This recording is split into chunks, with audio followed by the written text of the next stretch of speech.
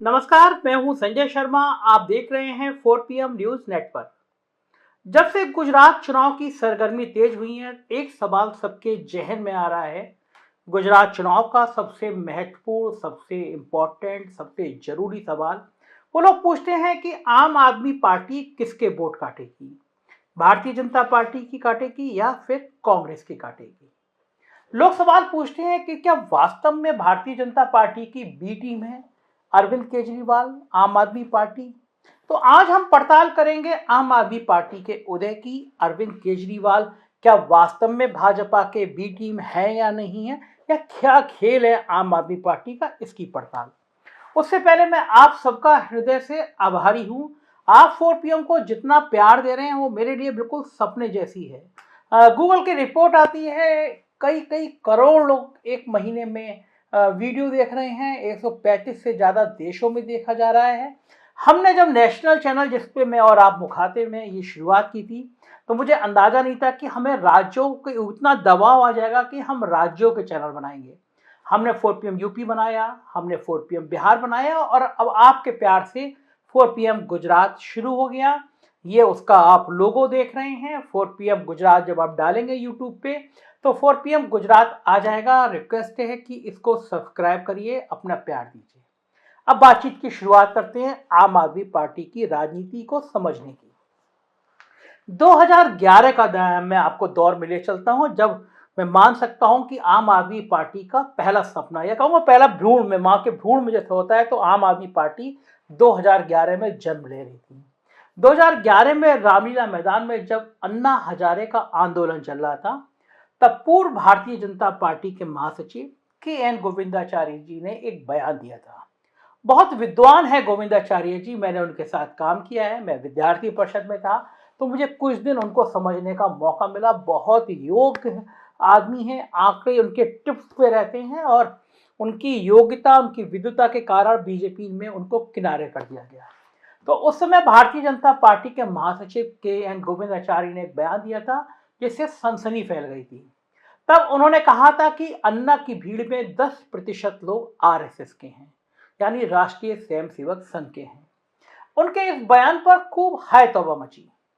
लोकसभा में बोलते हुए लालू यादव ने भी गोविंदाचारी के बयान को लेकर अन्ना आंदोलन का संचालन कर रही कमेटी, जिसमें केजरीवाल, मनीष सिसोदिया और उनकी पूरी टीम से उनसे कहा था कि इस मुद्दे पर स्पष्टीकरण दीजिए।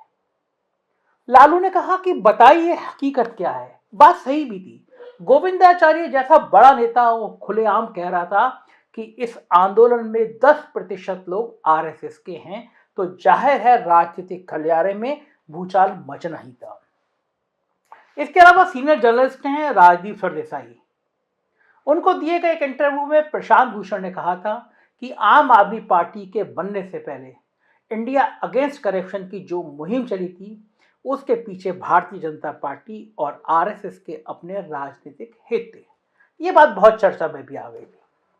हालांकि उन्होंने यह भी कहा था कि अन्ना हजारे को इसके बारे में पता नहीं था, लेकिन अरविंद केजरीवाल को जरूर इसके बारे में पता था कि संघ की क्या आइडियोलॉजी है इस आंदोलन के पीछे। इस पूरे मामले में विवेकानंद फाउंडेशन की भूमिका महत्वपूर्ण हो जाती है, लेकिन विवेकानंद फाउंडेशन और अन्ना केजरीवाल से उसके जुड़ाव की चर्चा से पहले ये जानना लाजमी हो जाता है कि आखिर ये विवेकानंद फाउंडेशन है क्या। आप में से बहुत सारे लोगों ने इस फाउंडेशन का नाम सुना होगा, और क्या फाउंडेशन है ये मैं आपको बताता हूँ। दरअसल ये फाउंडेशन खुद को कन्याकुमारी में स्थित विवेकानंद केंद्र का हिस्सा बताता है, जिसकी स्थापना राष्ट्रीय स्वयंसेवक संघ के एकनाथ रानाडे ने की थी। राष्ट्रीय स्वयंसेवक संघ जैसी विचारधारा पर बना ये थिंक टैंक विवेकानंद फाउंडेशन आजकल मोदी सरकार के लिए पड़ोसी देशों से संबंध और रणनीतिक मामलों पर इनपुट देने का काम करता है। इसमें भारत के कई रिटायर्ड IAS, IPS, वैज्ञानिक और सैन्य अफसर शामिल हैं। इस फाउंडेशन में अजय डोभाल के राष्ट्रीय सुरक्षा सलाहकार NSA के बनने के बाद उनकी जगह NC विज को फाउंडेशन का डायरेक्टर बनाया गया। पूरे देश में विवेकानंद फाउंडेशन फैला हुआ है। फाउंडेशन से जुड़े पूर्व ब्यूरोक्रेट और सेना के पूर्व अधिकारियों के अलावा ज्यादातर लोग श्रमदान के रूप में इस फाउंडेशन में काम करते हैं, कोई सैलरी नहीं लेता है। इस फाउंडेशन का कहना है कि वो योजना और बौद्धिकता के स्तर पर अलग अलग लोगों को परामर्श देता रहता है। बाबा रामदेव और अन्ना हजारे के आंदोलन के पीछे पर्दे के पीछे से रणनीति के स्तर पर सहयोग करने का आरोप इस ऑर्गेनाइजेशन पर लगता रहा है। आरएसएस अलग अलग विंग के माध्यम से, अलग अलग नाम के माध्यम से संपर्क में रहता है एक दूसरे के और काम करता है। और रामदेव विवेकानंद फाउंडेशन से लगातार संपर्क में रहते हैं, ऐसी बात बिल्कुल जन चर्चा में है।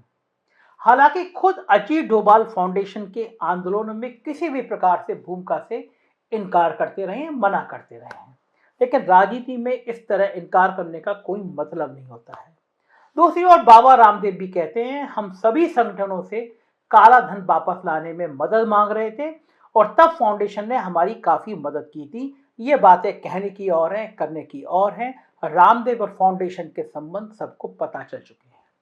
दक्षिणपंथी विचारधारा और संघ के करीब होने के सवाल पर फाउंडेशन के एडिटर रहे केजी सुरेश ने भी एक दौर में कहा था, अगर राष्ट्रवादी होना राइट विंग या दक्षिणपंथ है तो हम हैं, लेकिन हमारे यहाँ सभी दलों के लोग मदद के लिए आते हैं। मोटे तौर पर कह सकते हैं कि इस फाउंडेशन के साथ साथ संघ और भाजपा के नेताओं का गहरा जुड़ाव रहा है। इसके बाद हम सब जानते हैं कि अन्ना आंदोलन और जन लोकपाल का मामला ठंडे बस्ते में चला गया। अन्ना और केजरीवाल की टीम भी बिखरने लगी। वीके सिंह और किरण बेदी जैसे लोग भारतीय जनता पार्टी का दामन थामने लगे। फिर उसके बाद अरविंद केजरीवाल, मनीष सिसोदिया, संजय सिंह, प्रशांत भूषण, कुमार विश्वास जैसे लोगों के सामने विश्वसनीयता का संकट खड़ा होने लगा, क्योंकि उनका जन लोकपाल का मुद्दा बिना अंजाम तक पहुंचने से पहले ही मरने लगा था। तब इस टीम ने अपने साथ जाने माने सेफोलॉजिस्ट योगेंद्र यादव को भी जोड़ा और नए सिरे से माथापच्ची होने लगी। आपको याद होगा, इसी दौर में कांग्रेस नेता दिग्विजय सिंह ने एक बयान दे दिया। आप जानते ही हैं कि मोदी जी का इतिहास ज्ञान और दिग्गी राजा का तूफानी बयान दोनों एक अलग ही दर्जे का होता है, तूफान मचाने वाला होता है। इस बयान में दिग्गी राजा ने केजरीवाल एंड कंपनी पर तंज कसते हुए कह दिया कि अगर जन लोकपाल की इतनी चिंता है तो अपनी पार्टी खड़ी कर लें, राजनीति के मैदान में आ जाएं और फिर जनता का भरोसा जीतें, सरकार बनाएं और जन लोकपाल बना लें। किसने रोका है उनको? बस इसके बाद केजरीवाल एंड कंपनी को मौका मिल गया। जंतर मंतर पर नई पार्टी खड़ी की गई और उसे नाम दिया गया आम आदमी पार्टी। चुनाव चिन्ह बनाया गया झाड़ू को, कहा गया इस झाड़ू से राजनीतिक गंदगी साफ की जाएगी।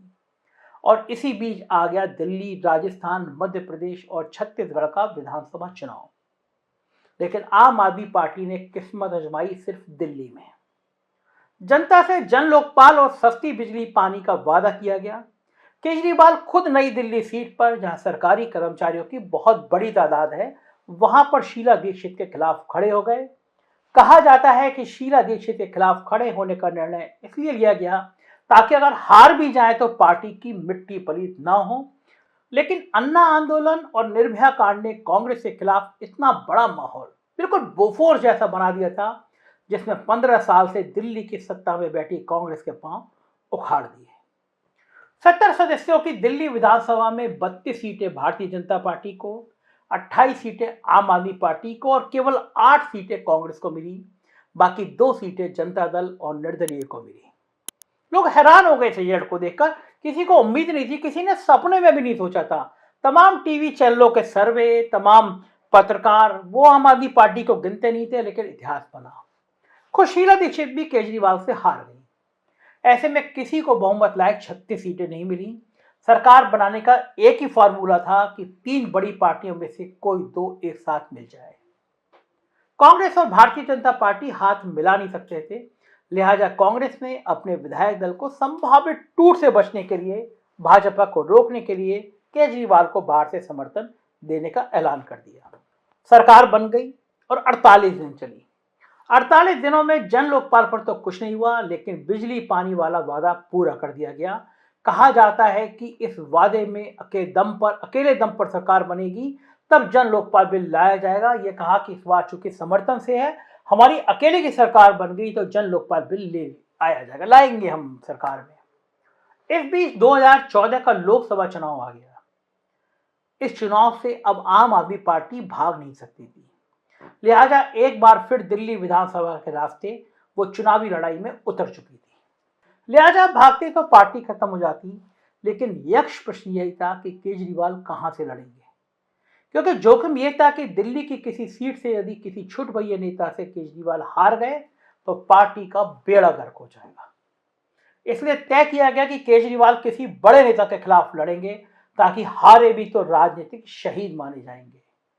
उस दौर में प्रधानमंत्री मनमोहन सिंह तो कहीं चुनाव लड़ नहीं रहे थे। दो लोग फ्रेम में थे, कांग्रेस उपाध्यक्ष राहुल गांधी और गुजरात के मुख्यमंत्री नरेंद्र मोदी का जलवा बिखर रहा था। जाहिर है, जिसके खिलाफ केजरीवाल चुनाव लड़ते उससे पूरे देश में यही संदेश आता कि यही मजबूत पीएम कैंडिडेट है और तभी केजरीवाल इसी से टकरा रहे हैं। पर यहीं केजरीवाल ने निर्णय लिया, जिससे उन पर बीजेपी की बी टीम होने का आरोप पुख्ता होने लगा। दरअसल केजरीवाल ने खुद को मोदी के खिलाफ बनारस से लड़ाने की रणनीति बनाई और इसके बाद पूरे देश की नजर बनारस के चुनाव पर केंद्रित हो गई। सारे बड़े टीवी चैनलों के मेकशिफ्ट स्टूडियो बनारस में शिफ्ट हो गए और पूरे देश में एक तरह से मोदी के मजबूत होने का मैसेज चला गया। ये गया कि अगर मोदी मजबूत है तभी केजरीवाल उनसे लड़ने गए हैं, और यही फिर आरोप लगने लगा कि ये एक प्लानिंग थी। इसके बाद 2015 और 2020 दो बार केजरीवाल ने दिल्ली की सत्ता संभाली, लेकिन दोनों बार जन लोकपाल बिल कहां चला गया, उसे जमीन लील गई या आसमान खा गया, कुछ पता नहीं चला। कुमार विश्वास, प्रशांत भूषण, योगेंद्र यादव जैसे लोग उनसे अलग हो गए। साथ में बचे तो सिर्फ पूर्व प्रधानमंत्री चंद्रशेखर के फॉलोअर मनीष सिसोदिया और समाजवादी नेता रघु ठाकुर के फॉलोअर संजय सिंह ने बहुत मेहनत करके पार्टी को खड़ा करने की कोशिश की। इसके अलावा भगवंत मान, जो आजकल पंजाब के मुख्यमंत्री हैं, वो भी साथ थे। लेकिन अब यही आम आदमी पार्टी देश के दूसरे राज्यों में भी पैर पसारना चाहती है। गुजरात भी लड़ रही है। गोवा में तो इस पर विपक्ष के वोट बांटकर बीजेपी की मदद करने का खुलेआम आरोप लगता रहा है। लेकिन आश्चर्यजनक रूप से आम आदमी पार्टी के मंच पर कभी भी गांधी और जेपी की फोटो नहीं लगती। देश के तमाम महत्वपूर्ण मसलों पर यह पार्टी, चाहे धारा 370 का मामला हो या फिर आरक्षण का बुनियादी सवाल, सब पर यह सदन के अंदर और बाहर आरएसएस और भाजपा के साथ सुर में सुर मिलाती रहती है। गुजरात में भी ये बात बहुत चर्चा में आई। लोग कह रहे थे कि अगर गुजरात में आम आदमी पार्टी नहीं चुनाव लड़ती तो शायद भारतीय जनता पार्टी का चुनाव जीतना बहुत मुश्किल हो जाता। गुजरात में उसने नुकसान किया, कांग्रेस को किया। हकीकत क्या है ये नतीजे बताएंगे, लेकिन ये बात ठीक है कि जिस तरह से नोटों पे गणेश लक्ष्मी की बात हो, जिस तरह गुजरात में बिल के सवालों पर खामोशी हो, जिस तरह से अरविंद केजरीवाल खुद को हिंदूवादी नेता के रूप में स्थापित करने में जुटे हुए हैं, उससे ये बात साफ है कि भारतीय जनता पार्टी की आइडियोलॉजी को केजरीवाल अपनाना चाहते हैं। जिस तरह भाजपा और संघ गांधी से परहेज करती है, नाथूराम गौडसे की वकालत करते हैं संघ और बीजेपी से जुड़े हुए लोग, उसी तरह गांधी को नेपथ्य में डालने का आरोप भी अरविंद केजरीवाल पर लगता रहा है। ऐसे में आम आदमी पार्टी पर भाजपा की बी टीम होने के आरोपों पर क्या कहा जाए। बेहतर हो आम आदमी पार्टी इसमें कुछ कहे। मुझे यकीन है आपको ये बात पसंद आई होगी। कमेंट बॉक्स में जरूर बताएं कि आपकी क्या राय है। शुक्रिया इस प्यार के लिए। Thank you.